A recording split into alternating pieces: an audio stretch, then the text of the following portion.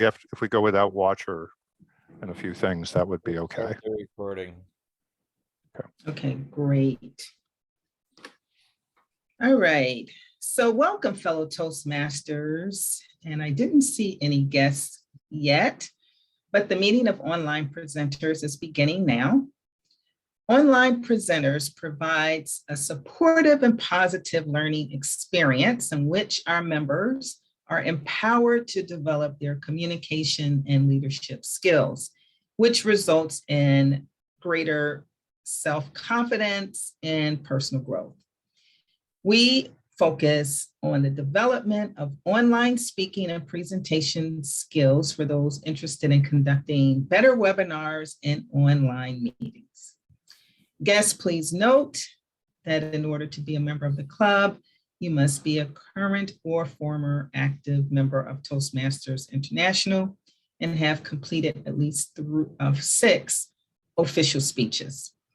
But if you do have substantial presentation experience, you can apply for membership after you do a 2 to 3 minute speech delivered during one of our club meetings. All requests for membership are subject to approval by the members of our club. If you have not already done so, please change your panel to indicate any role, if any, you're playing tonight. Simply right-click and select rename in order to do so. We do have members and guests from all over the world. And so as a professional organization, we ask that you would be aware of your language and word usage so that you won't be considered offensive or insensitive due to cultural differences. Please note that we are recording the meeting and your video and audio can be used for club marketing purposes.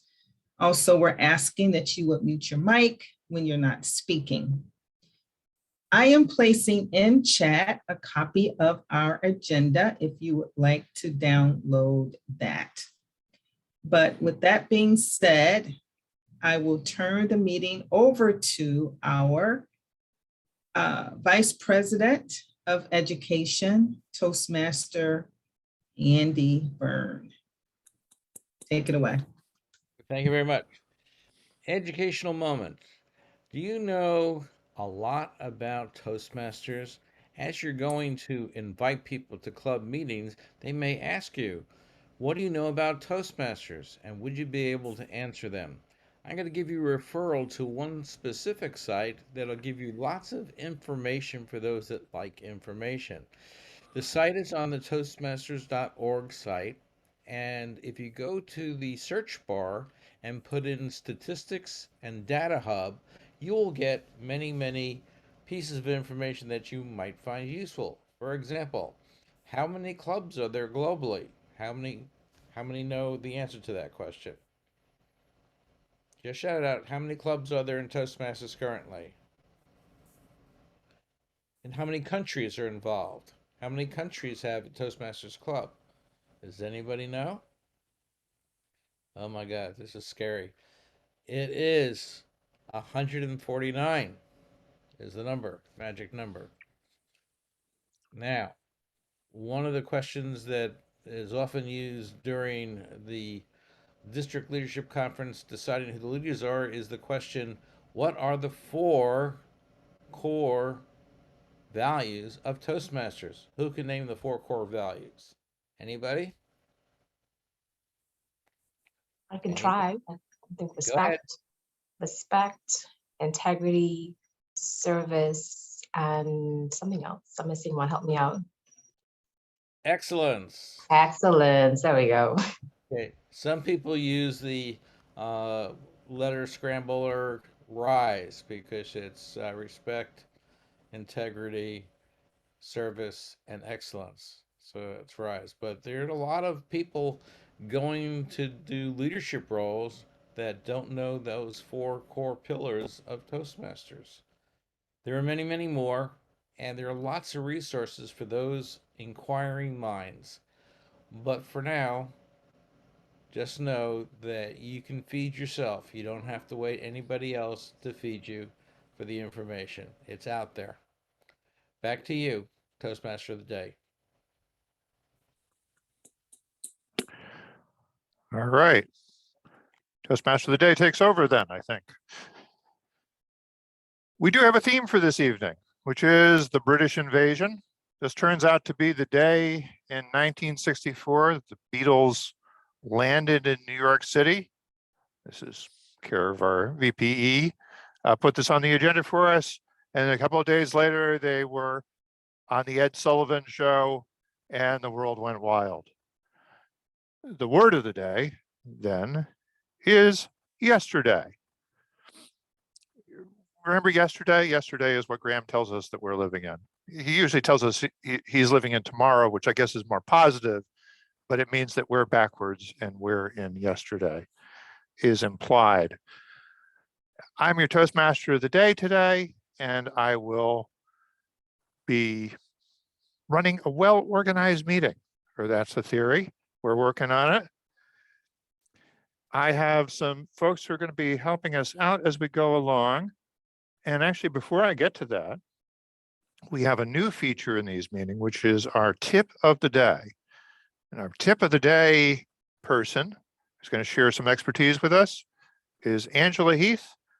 Timer, please watch this for 3 to 5 minutes. Okay, fellow Toastmasters. My tip of the day has to do with Zoom. We use it all the time in our club meetings, but I have noticed that sometimes people have some challenges when it comes to sharing their screen. So I'm going to show you 3 quick tips. There are many more, but we only have time for 3 that might be of interest to you. Now, this first one, before you can use it, you have to make sure in the back end of Zoom that you have clicked off, allow your system to show the Zoom window. When you do that, you will be able to share your Zoom. So I am actually sharing my Zoom window. And if I'm training people on Zoom, I can say, hey, click here and go over to security. I can tell them to do anything and they can see what I'm doing. That is a very helpful tool, but you got to make sure you check off share Zoom window on the back end. Now, the second one that I wanted to show you is actually the whiteboard. How many of you have used the whiteboard? It is one of the basic shares in Zoom, and you just click on it and you can share it. So when your whiteboard comes up, you can use any of these annotations that you want to use. They come up automatically. And so say, for example, I want to type something. I would just click on the text and I would begin to type. And you can go all the way down to the end of this area, but here are 2 things to keep in mind. If you click outside of this box, you will never be able to get back into that box. You will get a new box, which then you just have to hope that it lines up. The second tip for using the whiteboard is if you do not click save, which is up above here. If you don't click save and you leave this whiteboard, it's going to disappear and you'll never see it again. I've made those mistakes a couple times when I was training, but I don't want you to do that. The other thing that I wanted to share with you, I'm going to go back to share my Zoom screen to share this one because I think it's a really useful one for us. Many people are tired of doing their presentations and being up here in this little box.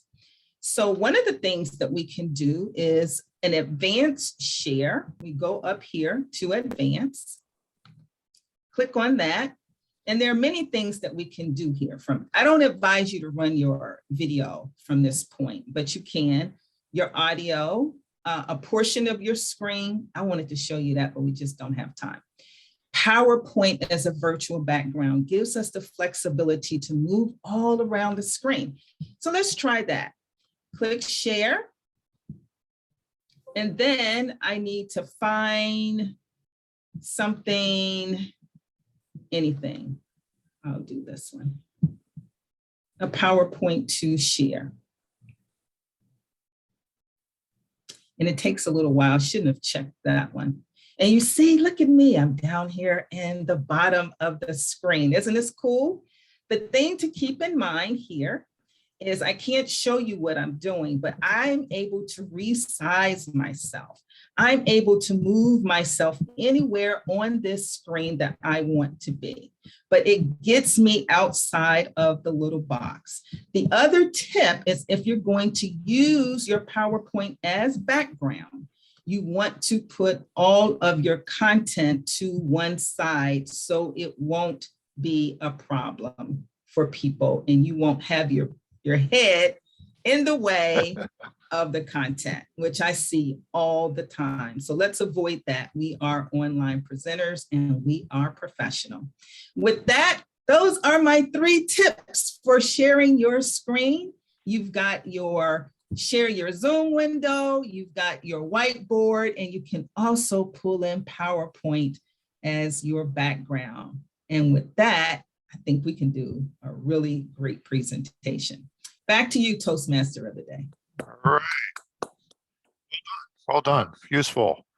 Some things there that I haven't really played with, to be honest with you. So those are good to know. We do have some other folks backing me up. Keeping me in line might be more accurate, but to keep us on time, we do have our timer, and that is Donna Knight this evening. Yes, Mr. Toastmaster of the day. My job is to help you run your well-organized meeting. And we're not going back to yesteryear. We're moving forward. We're going to enjoy time. And to make sure we enjoy the time we have together, I'm going to encourage you to speak for as long as you need to. But every now and then, I'm going to remind you that you need to wrap up. When you see the green, you have approximately 2 minutes to go. When you see the yellow, you have approximately 1. And when you see the red, I'm encouraging you to end your conversation. For those of us doing table topics, I'm going to return a little closer to remind you of the timing of those. But whenever you see the red, whatever you're doing, it's time to say goodbye to yesterday. Mr. Toastmaster of the day. All right. Wonderful. And I'm just trying to Birgit, I had sent you a note in chat, and I don't know whether you saw it or I didn't see a response to it. I was trying to draft you for an open role we have at this point. I did respond, and I think after that I had to move from my iPad to the computer. So Okay. yes, I can do both. All right, we've drafted people. We also have our counter, who I'm having double as grammarian. We're a little bit shorthanded tonight, is Lucas Calafell. Lucas, could you explain those 2 roles? I sure can. As the counter, I will listen to the various catchwords that we use in everyday language and put it into my little Excel. And I will also serve as the grammarian. As was mentioned, the word of the day is yesterday, and I will try to be attentive to individuals using it and mark it down as best as I can. I'm also going to listen for particularly flowery words, phrases, things like that, that others might give, and incorrect usage of the English language, mispronunciations, things like that. Hopefully I can do both generally okay, so we'll see. Back to you. All right, terrific. As I mentioned, we're a little bit shorthanded tonight. Where is everybody? Folks, some folks who were on the list did not show up. Calvin was having some internet difficulties or link difficulties or something, but he is here now, so that's wonderful. And we have Birgit, who has agreed to help out as watcher and chat monitor. Those 2 might kind of go together. Can you tell us what you'll be watching for and what you'll be listening for, or what you'll be watching the chat for, I guess? Thank you, Mr. Toastmaster. Yeah, so I'm happy to jump in. Yesterday, I was on Hawaii. So today I am not, which is a major bummer, but I am here. I will be watching the chat for commentary, and I'm already seeing a good number of activities that are very directly related to the content.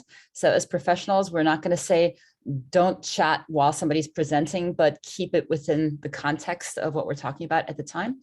And then also watching to make sure that we have the best professional presentation that we possibly can, understanding that sometimes we have technical difficulties as well. So I'll be watching the chat and watching the boxes in Zoom. Back to you, Mr. Toastmaster. All right. Yes, the rule about when you should chat and when you should not chat sort of varies depending on who's running the meeting. I've had the experience of being heckled in the chat during a presentation, so I think you should toughen up and be ready for that. Just realize a speaker isn't going to be reading while they're presenting. Well, so there you go. That's true.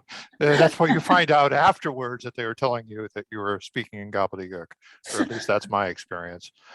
Our vote counter today is, again, Angela Heath. I will be counting votes. So as we get to the speakers and table topics and evaluators, we will vote on who performed the best, and I'll report at the end of the meeting. Thank you. All right, terrific. That's another thing where the rules change from time to time, because I think we were actually supposed to cut back now that we have the tips in the beginning. We're supposed to cut back a little bit on the time allocated to introduce everybody, but we've got 2 speakers tonight, 2 evaluators. We've got some time, and it's nice to introduce people. We're going to move on into our formal speeches. We have 2 of them tonight. They're both 5 to 7 minute speeches. And our first speaker tonight is Rosena Duncanson. Her speech title is Wellness Retreat. So this is Visionary Communication, Level 3, Increasing Knowledge. Develop a communication plan. Ever wanted to just get away and relax? Rosena will discuss as part of her project components of the communication plan she intends to implement if she gets a chance to create a location such as the Wellness Retreat. So this is, I clarified with her, a hypothetical business at the moment, but one that she might very well want to create one of these days. Rosena, the stage is yours. Thank you so much, Toastmaster of the day. Yesterday was the most hectic day of your life. The boss is yelling at you. The kid won't stop crying. The husband or the wife has so many demands, and you just want to get away. And where could you go? The Wellness Retreat. This spot is ideal for that getaway from everything, that getaway from yesterday. But how are you going to hear about it? Today, I want to tell you about our communication plan for the Wellness Retreat. You see, we've identified that the busiest persons need the most peace, rest, and relaxation. Sure, there are others that want to just have a moment to hang out, but our primary target market is going to be those persons whose job is not just 9 to 5, but almost 12 to 12. It just never, ever stops. They're going to truly appreciate an outdoor event where there's birds chirping, water flows, there's yoga, Pilates, candles. There's just that space where once you get there, everything changes.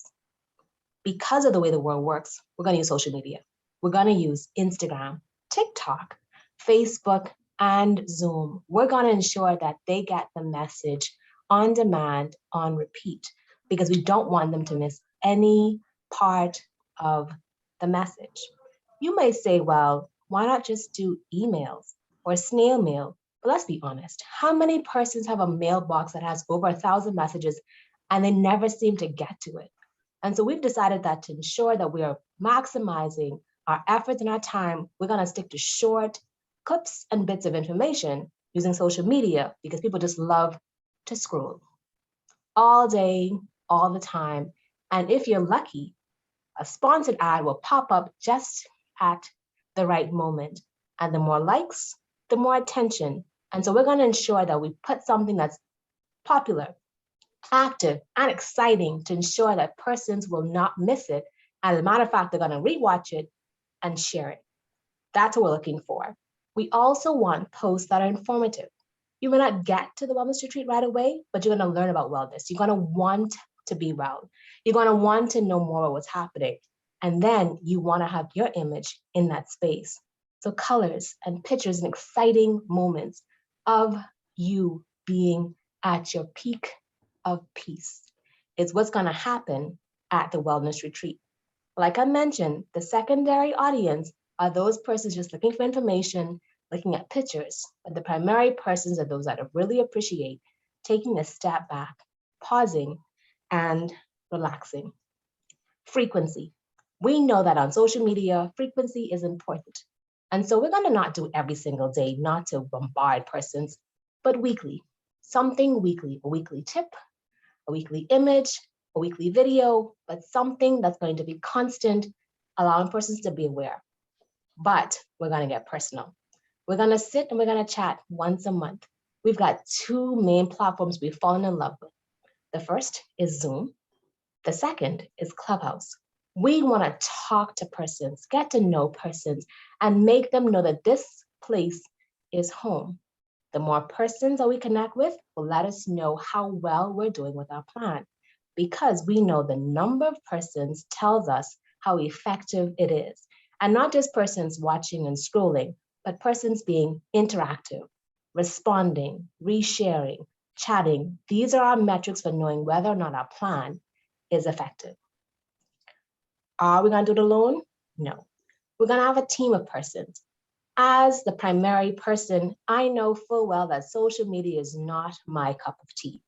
I'm going to identify a person whose key role is to ensure that they stay on top of things. One of those young persons who just loves to stay connected, because I won't lie to you. There are some times I just happen to miss a message. I can go literally days without social media, but I want to make sure that my audience doesn't. They are eager to know what's coming out next. And so we're going to have things that are not repetitive, but unique. And so the wellness retreat, a space where persons who are overworked, underpaid, and just miserable, or persons who are highly paid and highly effective, but they need a place to get away, shut down, and be quiet.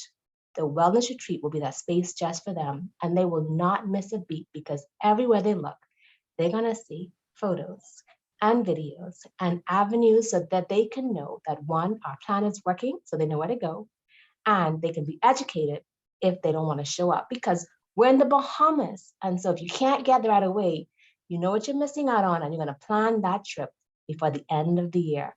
Back to you, Toastmaster of the Day.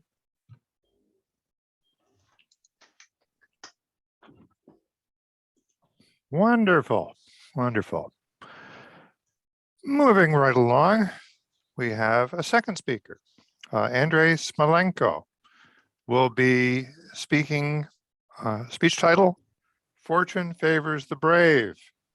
Andriy, you've got me thinking that you're going to be replacing Matt Damon as the guy who's trying to tell me to put all my money into cryptocurrency. Hopefully not.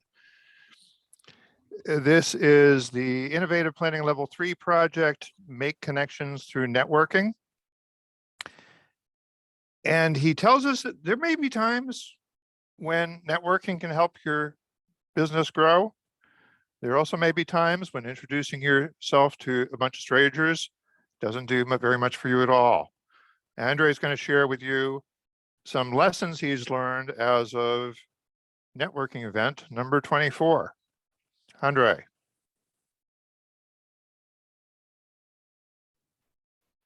It was a cold, dark, and wet day in Manchester.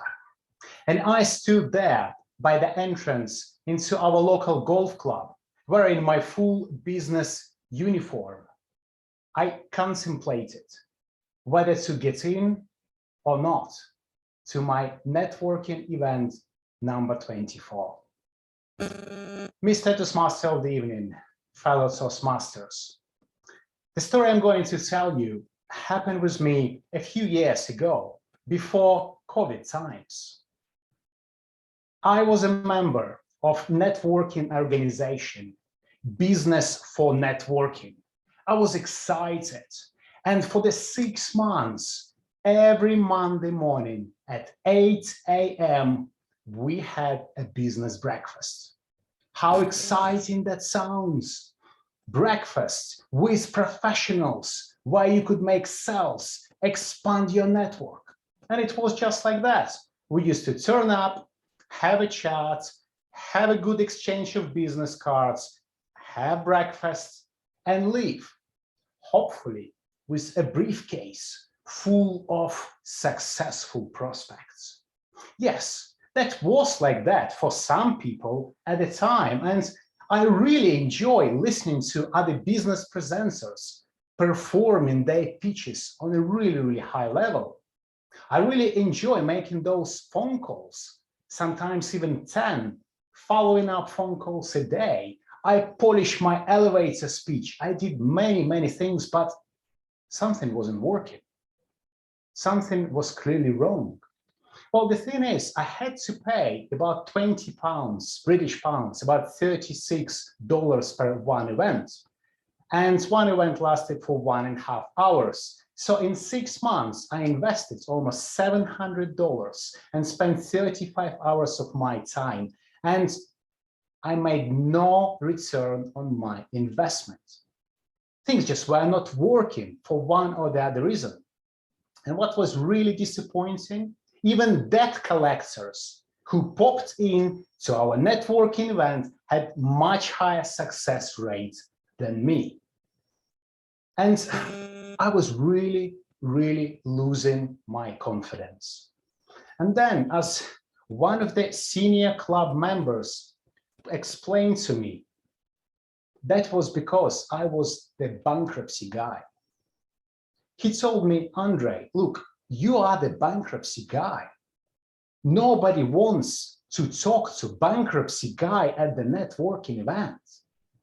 Nobody wants to admit that their business is failing. This is why they need insolvency professional turnaround help. Everybody wants to be successful, or at least they want to show they're very successful. So you may just change your game.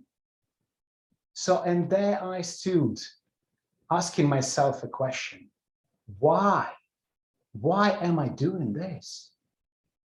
Ladies and gentlemen, if you ever had that dilemma in your life, asking that question, why you're doing that, please put the comments in the chat box saying yes, that you had that dilemma in your life, or no, maybe you're just one of those lucky ones who escaped. Please do it now. I can see yeses from Donna, Jim, from Wolves Cancer as well, Cancer, Calvin, Dorsey, yes. So I can see, well, thank you, that this audience can relate to the feelings I had. And then I stood and I said, look, I'm already here. I may just walk in. And here I was at the networking event number 24 with this guy. This guy being an audience, he did not belong to that place completely. He was wearing a typical builder steel toes, jeans, not very clean, and he had that t-shirt with the stains of red paint on the sleeves. More than that, at 8 o'clock in the morning, Monday, he had a pint of beer in his hands and was sipping it slowly. His name was Bob. And when Bob stood up and he spoke, he said something like that. Hi, everyone. My name is Bob. I'm carpenter.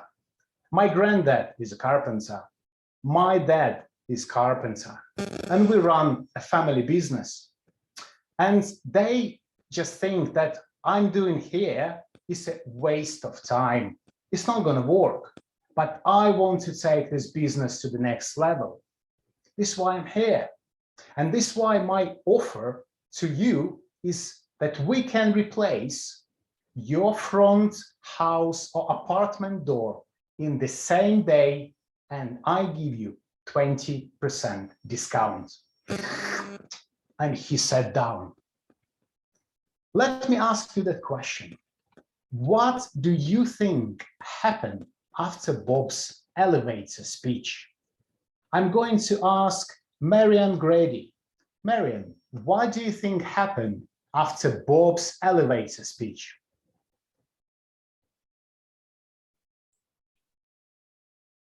I've been writing, I don't know. Oh, I'm getting ready for my table topic, sorry.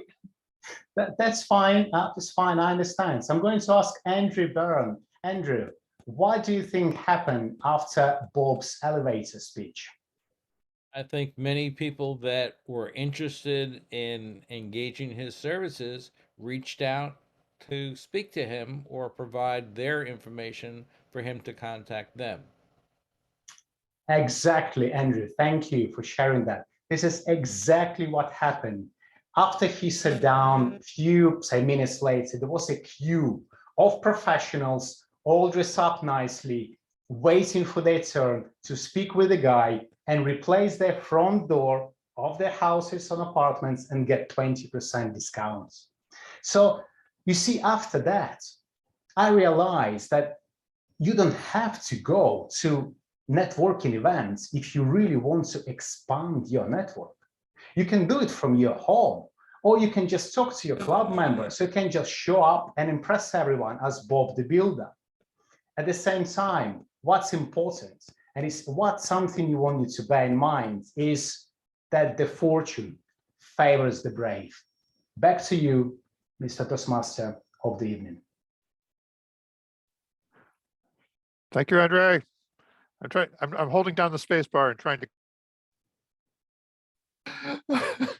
All right. Anyway, thanks for those two great speeches. Let us move on to our impromptu speaking section of the evening. Now, Marianne told us that she's been writing furiously in the background, so apparently she's got everything organized. Marianne, please take over.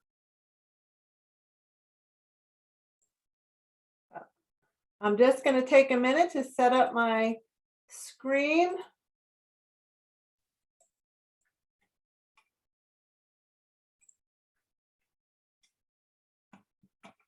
All righty. Stop share. In the meantime, I have put the link for us to vote for your favorite speaker.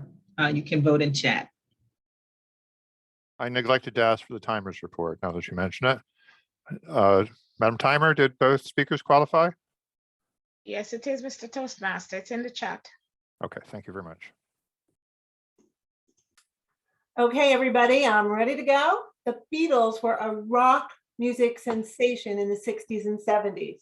In 1964, they appeared on Ed Sullivan, and they were seen by 73 million people.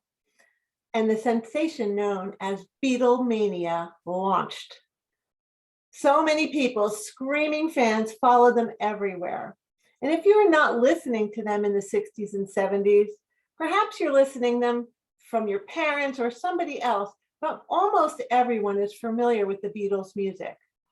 Tonight, we're going to do table topics with a twist, a little bit of Beatle trivia and a question to follow. So I'm going to do it debate style. And so I'm going, when I ask the question, somebody will argue the pro and somebody will argue the con, or the yes or the no. So get ready to debate. The Let It Be album was released on March 6, 1970. It was the highest debuting on the Billboard Hot 100, beginning at number 6. And it was the group's final single before McCartney announced his departure from the band. So when the Beatles sessions were getting heated, McCartney's mother visited him in a dream and said, "It will be all right. Just let it be." And his mother's name was Mary. A lot of people think it was the Virgin Mary, but he said, he doesn't say it's one or the other. He says that people will interpret it as they will, but most people interpret it biblically. So my question, do you believe that people who passed on can communicate with us? And to argue The pro yes is April. Can you argue the pro, April? Greetings, Toastmasters. The Beatles was before my time, before I was living, but I do believe that the living or the deceased can speak to us. And I believe that because my grandmother has passed on, and I believe that she speaks with me and I can feel her presence. And I feel that she's my guardian angel. And you may feel that I'm crazy, but I consult with her. I'm a religious person, but when I make decisions, and sometimes when I'm thinking of doing something that may not be the best thing to do, I think about my grandmother and I know that she's watching me. And even when I was in my early 20s, there's times that I didn't do things because I knew my grandmother was watching me. And that deterred me from making choices that I should not have made. So I really believe that the deceased are watching down on us and that we can, I mean, she's not actively talking to me, but I can feel her presence. And I do feel that we have guardian angels around us and they're surrounding us. Back to you. Well, thank you so much, April. Now, to argue the no side of that argument, I'm going to call upon Lucas Calafel. Lucas, do you believe people who have passed on can communicate with us?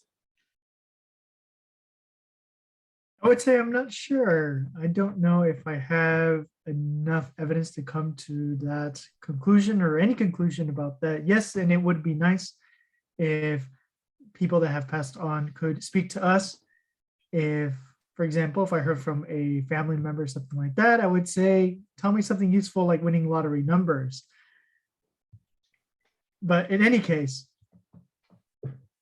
if they could, I'd say, ask a couple questions, say, you know, I don't have a podcast, but I think that would be a pretty great episode to have a chat with someone that can that has since passed on. But at the end, I guess I'm pretty agnostic about it. I don't know if there is enough information out there to make a determination, but I do feel that we can carry a lot of the great qualities that of people that have passed on with us, and we can use that to help ourselves out as we navigate through different challenges and opportunities and different things like that. Back to you, Madam Table Topics Master. Well, thank you, kind sir. And we'll be on to the next one.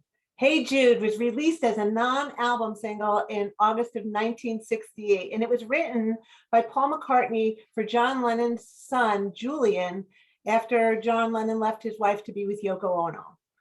And later, the name was changed to Hey Jude because it just sounded better. It was the first Beatles song to be recorded on 8-track recording equipment, and I'm guessing April doesn't know what that is either. And both Julian Lennon and Paul McCartney have bid successfully at auction for items of memorabilia related to the song. Now, this song was written to help Julian Lennon develop a positive outlook on a sad situation, pursue opportunities to find love. The question to debate is being positive always a good thing? I am going to call upon Andy to argue the yes side of that.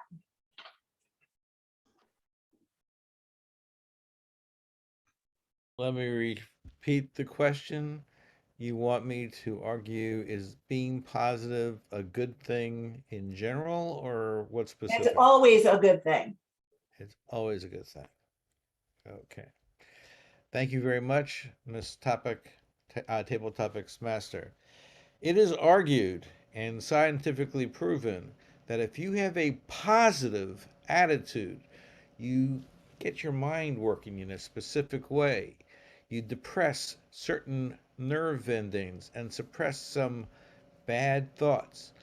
And physiologically, It makes you feel better. You have that smile. The endorphins go through the brain, and your heart feels better and is more protected than if you had negative thoughts.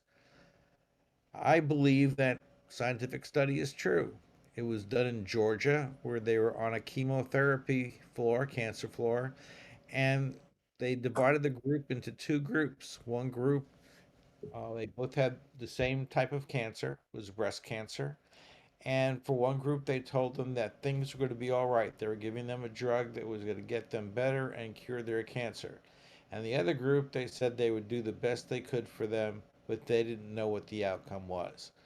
And in those two groups, one group was happy and enjoyed every moment of their life, and the other group was completely miserable. This is the same rationale of why they bring in dogs to pediatric chemo areas, because the bonding that the patient has with the dog makes them feel happy and they respond to their therapies more quickly. That's what I know. I'm sticking to it. Why, thank you, Mr. VPE. Now, to argue the no side of that question, Rosena, is being positive always a good thing? Thank you for that question, Madam Table Topics Master. Being positive is not always a good thing. I mean, yes, great. Being positive might make someone feel better for a moment, but the truth is a false illusion. It makes them not understand how serious the matter is. It's critically important that we keep things realistic and honest. And sometimes honest is not positive. As a matter of fact, we're making them believe this is a cartoon. I mean, only cartoons really truly have happy endings. Everyone laughs and giggles at things exploding, but that's not true. Things explode and people get hurt. People feel, and there's nothing positive about these negative feelings. Great, yes, we want to encourage and foster positive mindsets. But again, being real, when things feel bad, things are bad. And you cannot erase and replace bad feelings with positivities. Flowers die and they do not rebloom. You plant new flowers. And so don't just cover up positivity to replace things happening. Understand that sometimes newness is needed, starting over, replacing and letting things go. And so I would encourage anyone who thinks that positivity is always the answer to stop for a minute and accept, is this truly a positive moment? Or is this a time to accept that things are real? Look at the big picture, let it go, and start again. Back to you. Well, thank you, Rosena, for that response. The next one we have here is I Saw Her Standing There, and it was released in 1963 with a UK debut album, Please Please Me, and the US album Introducing the Beatles.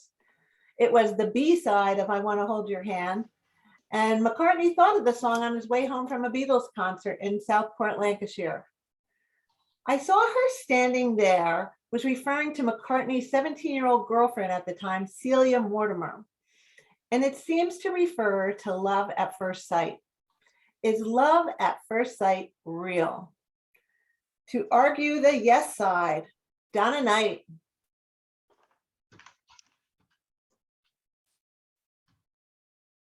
Madam Table Topics Master. They say that first impressions last, and love at first sight is one of those things. When you talk about love at first sight, you're talking about something that you're seeing for the first time that just excites you. And I'm not always talking about romantic love. I'm talking about there's an emotional love that you have with your friend. My best friend to this day is a male, and I have loved him since the first time I saw him, and we're not romantically involved in all the 30 odd years we have been friends. I've been through his 2 divorces, and hopefully he will never have another divorce. You see an animal and you love it. To love something is also a decision that you make, that guess what? I feel good about this person. I feel great about this thing. I am going to love him. I'm going to love it. I'm going to love her. I'm going to love it. And when I love it, I am going to decide not just to love it and it's a feeling, but to love it, take care of it, and honor it. And that is what continues to make the love grow. But love at first sight, I believe in it. I love it. I look forward to it. I don't know what I'll fall in love with tomorrow, but it's a great reason to wake up to tomorrow. Madam Table Topics Master. A very persuasive argument. To argue the no side to that question,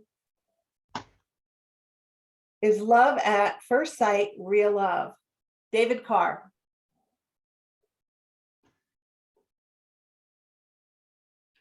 All right. The Toastmaster of the day is supposed to be off limits. I don't know. I don't know if I can believe in love at first sight. I'm not sure. I believe in love. It's sort of a mass delusion. There's a little song that I used to sing to my wife, which was, I love you for purely practical reasons. At some point it was, I love you because you have a good stereo system. But, and so first impressions can be strong impressions. Obviously, love, at least if we get into love and marriage, I don't know if love and marriage have anything to do with each other. They're sort of tangentially related. But if you get into marriage, then love sort of is off to the side. And if you can stay loving that person that you loved at first sight, I think that's an accomplishment. You're gonna have to work at it. Marriage, particularly, I say marriage is an endurance test, and I congratulate those of you who keep it going. Madam Table Topics. Okay, that was telling me that you are not a romantic, but I know you were arguing the side I gave you, and you might not want your wife to see that replay. But in any case, Toastmaster, do we have time for one more? No, madam. Okay, then back. Sorry, to you. my mouse, yes. Back to you, Mr. Toastmaster. All right. Moving right along, we get to the portion of the meeting where our speakers get some immediate feedback on what they have done well and what they can improve upon. And leading our evaluation portion of the meeting today will be April Elize. And how's my pronunciation on that last name, April? That was perfect. Okay. Perfect. I think that's maybe the first time anyone actually said it correctly. Greetings, everyone. As the general evaluator, my role is to give comprehensive feedback on every aspect of today's meeting. And I'm not doing this alone. I have Peppers assisting me today. First, we have our speech evaluators. Our first speech evaluator is Toastmaster Dorsey. He will be evaluating Rosena's speech. Please welcome Dorsey. Hello, online presenters, Toastmasters. It is my honor to have had the opportunity to listen to Rosena Duncanson's presentation. Rosena, you did an outstanding job because of your ability to connect and communicate with people. My first observation is designed to help you get to that very next level, that advanced level of speaking. Have you ever considered standing up while you make your presentation? You'd be very effective because as I sat here, my mind wandered to the point of wanting you to stand up as you were speaking.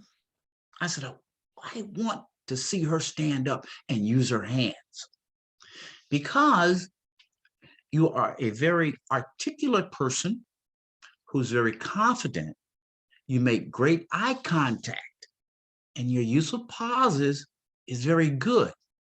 When you stand up, you would accentuate those positive attributes that you have as an orator. Point number one. Point number two, I was taken aback slightly by your opening. when you said yesterday. I said, what is she talking about yesterday?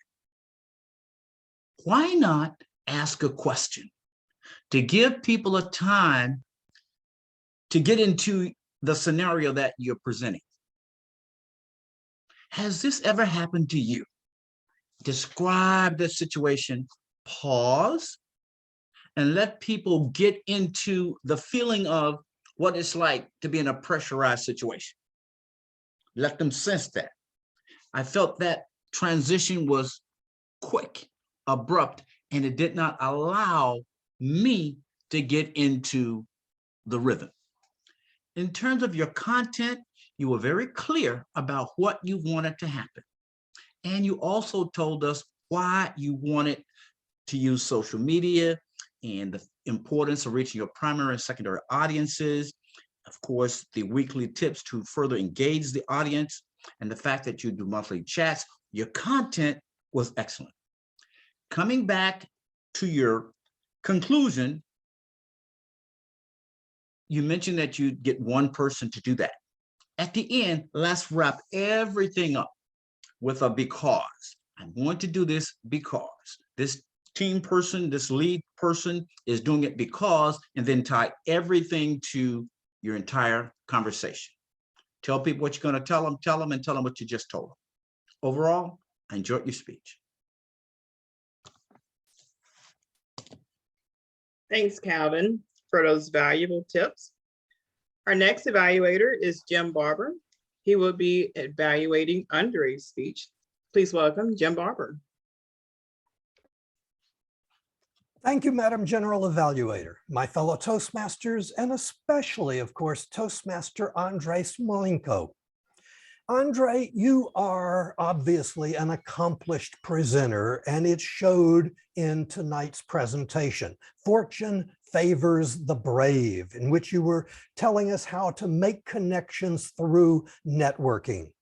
I don't have nearly enough time in my 2 to 3 minutes here in my evaluation to tell you all the things that you did well.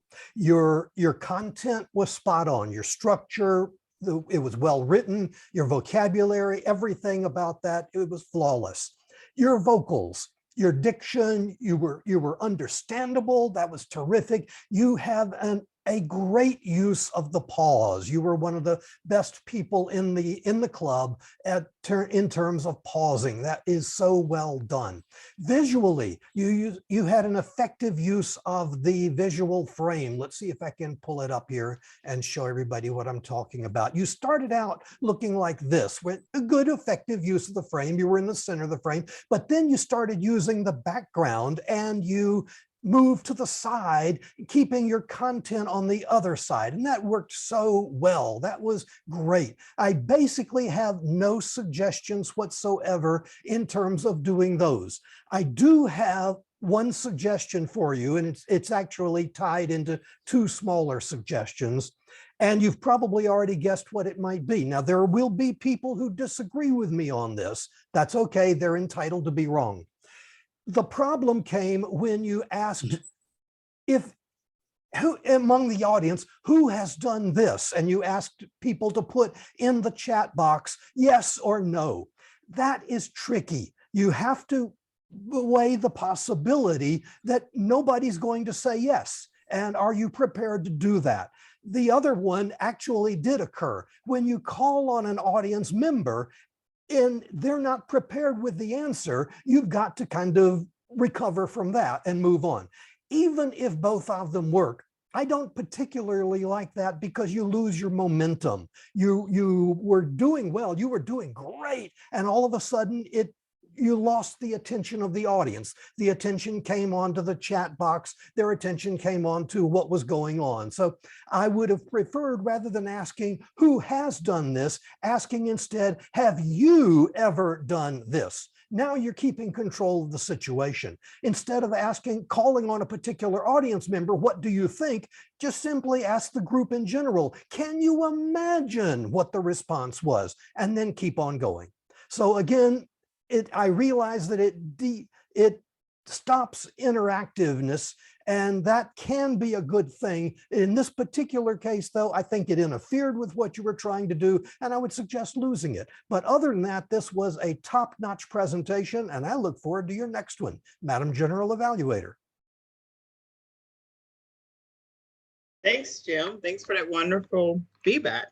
And thanks again to both of our evaluators today. Now I want to call on our timer support. Donna, do both of our speech evaluators qualify for voting?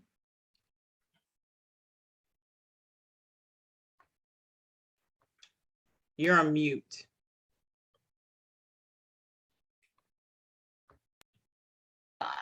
Yes, both speech evaluator times are in the chat. Calvin 2:55, Jim 3:13. Okay. And if everyone, I guess our vote counter, Angela, are you going to place the link into the chat? And if everyone can vote for the evaluator.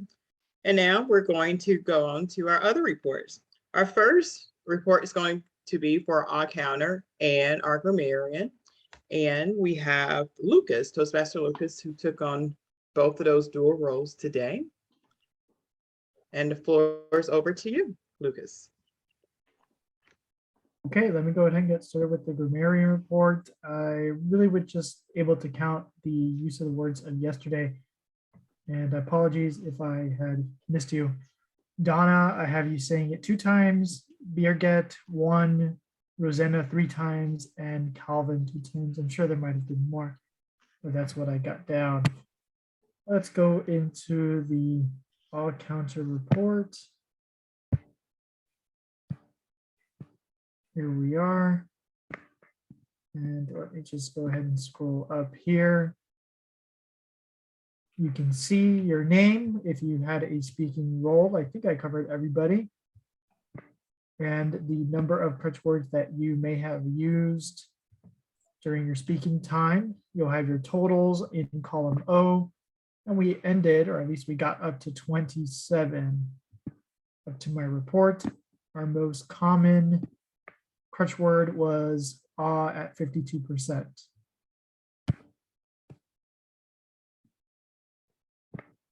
And I'm trying to, here we are. Stop share. Back to you. Thanks, Toastmaster Lucas. Next report is for our watcher in our chat monitor. And that's for Toastmaster Beardred. Thank you so much, Madam General Evaluator. I would say that I need to do a shout out here to Andy Byrne.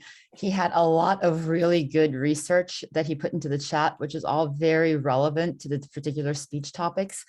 I would say that the chat was used very well. I would say it's not the most chatty of the meetings that we've had, but I would say the content very much related to each one of the speeches. I also really like the use of the voting survey, because I think it makes things easier in terms of, probably make it easier for the vote counter also versus having all these private chats come in. So I think it's more efficient and it's easier for us to, really kind of see where we're at and make it easy to link. So good job on the chat. And for watcher, I'm seeing a trend towards a blurred background, and I like it because it makes it easier to see your hands.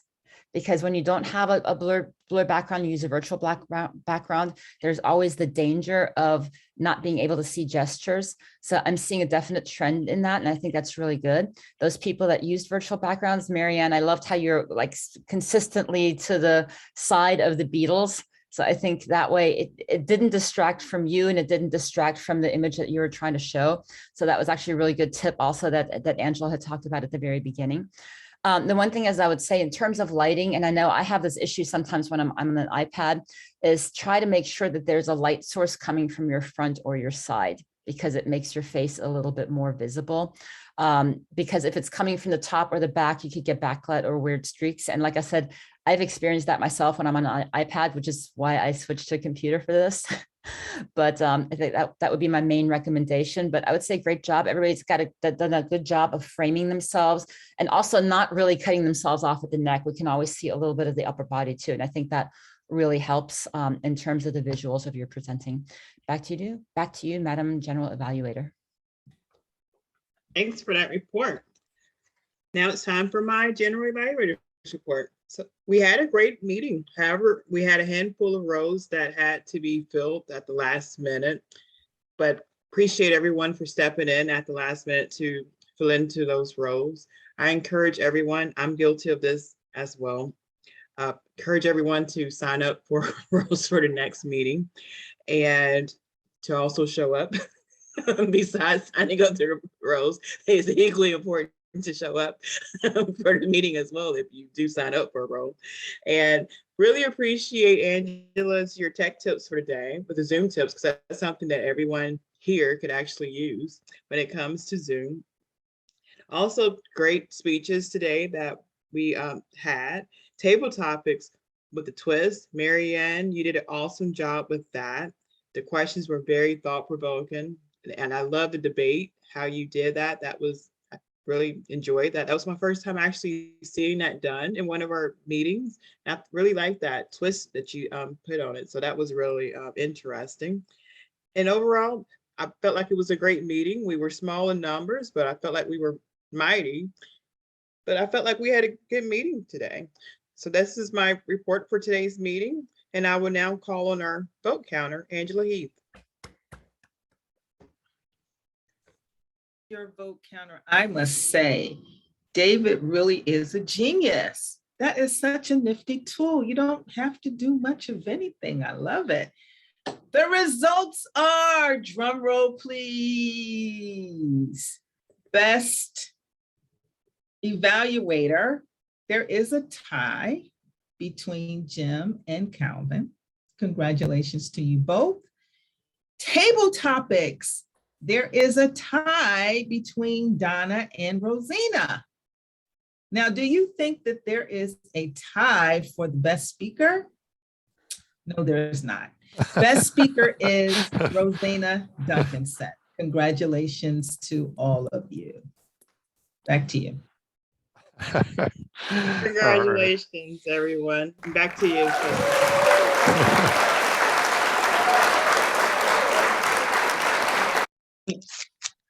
Who had the sound effects? That was a nice touch. Oh, thank you, Andy. All right, well, fun. This is the part of the meeting where we talk with our guests about how they enjoyed the meeting, but there's no guests here. There's something wrong there. So I think that means the VP of Education is falling down on the job. Oh, wait, that's me. But I did share some video of the last couple of meetings, just as a way of trying to share with people a little bit more of, what's real out of our meetings. So shared something from table topics. I was trying to do that today to drum up business. Didn't work, but maybe it'll work next week if you could like and share, and we'll try and be a little bit more organized about it. Competing against the Olympics, so that's hard too. Does anybody care about the Olympics? Well, I don't know. Some people do. Oh, Calvin does? All right. Calvin cares about the Olympics. We're tearing away for the Olympics. Thanks for being here, Calvin. Let's see. I think that wraps it up for me. Let me turn it back to our presiding officer, our VPE, Andrew Byrne. Thank you very much, David. I wanted to share with everybody, if you hadn't seen it in the chat, that Trish has achieved completion of presenting or present mastery, the PR path. And she's not here to get the accolades, but I did put it in the chat for her to see. And also when she watches the replay. There are many, many other tips just to build on what was done today. And that is that fact that there are a number of programs that use the concept of what's called the virtual camera. And what programs use a virtual camera, you might ask? One of them is OBS. Another is Jim's favorite, Manycam. A third is Prezi. And a fourth is Ahum. And all of these things have some learning curves and you can do some fun things. And others, you just have to see what you like best for yourself. I think I'm going to schedule myself in for a presentation on Aham. And the developer of Aham is the same guy that developed Evernote. So he's a pretty talented guy. But that'll be for the future. Right now, just a plea for people. Let me just take one person to identify them for next week as a Toastmaster of the day, and then ask everybody else to go to the website and select a program role for them to do. Can I have that? Can I have one person saying, I will be the Toastmaster of the day?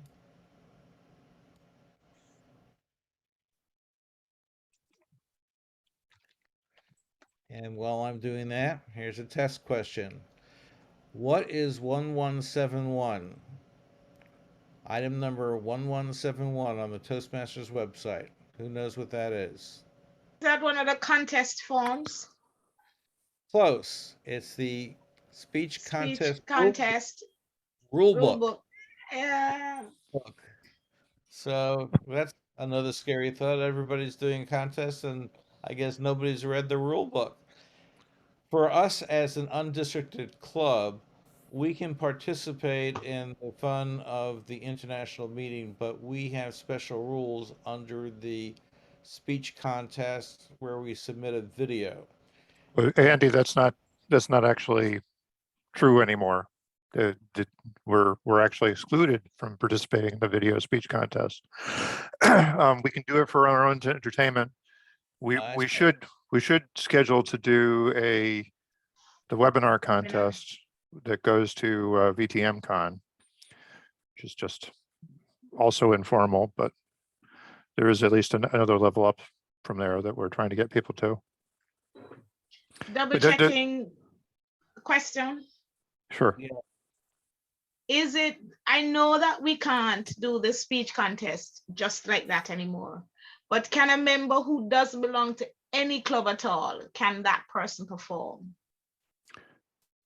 Yeah, I guess they can. I think Jim Barber, I think you brought this to my attention. I think it's the individual, if they belong to a districted club, then they can't participate in this undistricted contest. So the video speech contest exactly it. Yes. So is now, if we have one member of online presenters that doesn't belong to any districted clubs, they're not only are eligible, they are going to automatically win because they're the only people that can we do have a few people who only belong to this. If you've got more than one, then you club. can have a contest. Yeah. Yeah, that's true. We could do that. We need to have a contest because I think there are, like the last time we discussed this, I think there were like 2 or 3 of us. Yeah, if they all want to compete. I mean, there is. I don't know quite how this would work because I know for like an area contest, sometimes the club just nominates somebody. They didn't even hold a contest. But I don't know whether we could send somebody all the way to international on that basis. Probably not. So. Areas must hold contests. Clubs don't have to.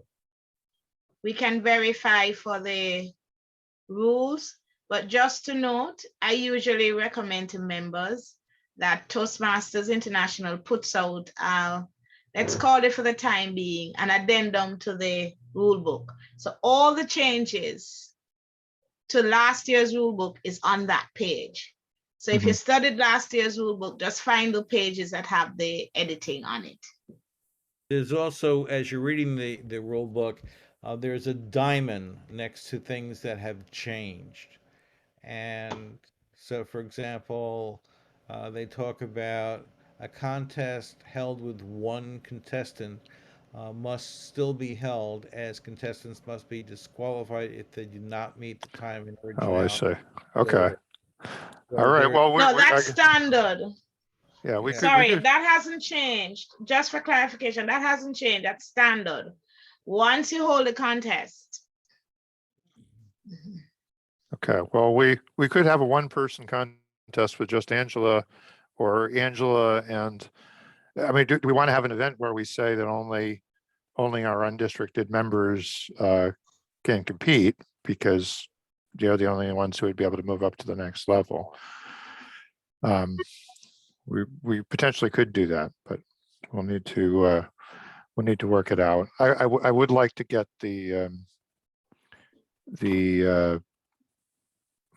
I'm umming again, apparently. I would like to get a webinar contest on the schedule. Pick a week for that. I guess Andy, that's for you to pick which week you want it to be, but we can get that on the schedule perhaps. And actually, if we are going to try and send somebody to the video speech contest, we need to find out what the deadline is for submitting that. I think it's The end of like March. End of March. Yeah. Okay. So it gives us a little bit of time. So maybe we could plan to do both of those contests in March, since we're already into February, and some people have booked speeches a few weeks in advance.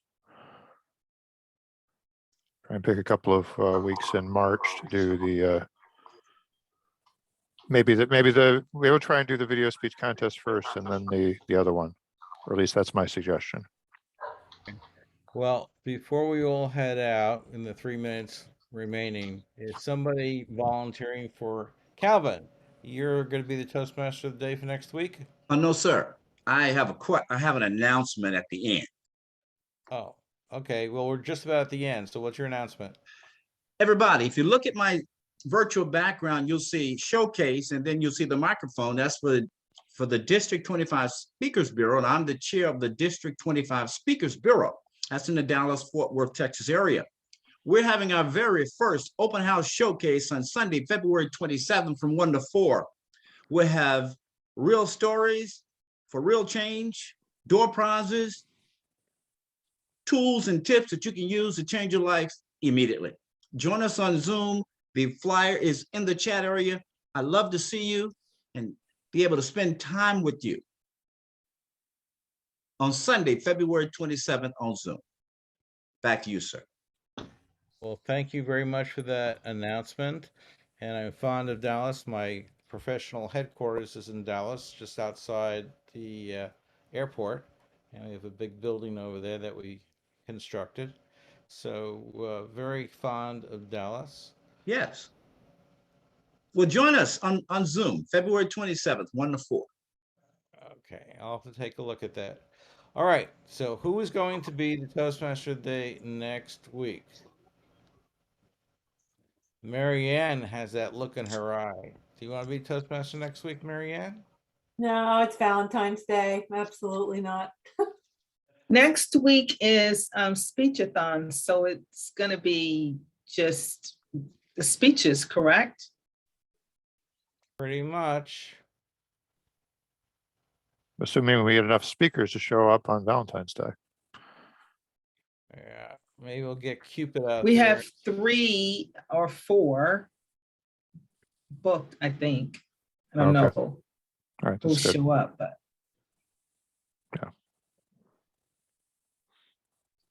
All right, but it'd be good to have a leader of the band for next week.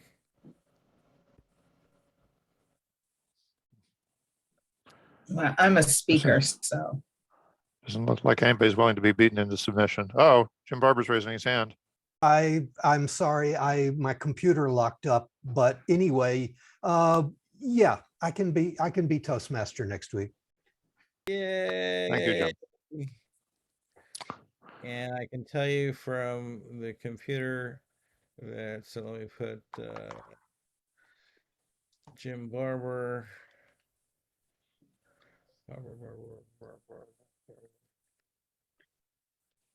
And as a point of order, it is now 9 o'clock. Is anyone opposed to us officially closing the meeting? And people who aren't available to stay can continue to talk. Okay, That's and I'm right. going to turn the recording off.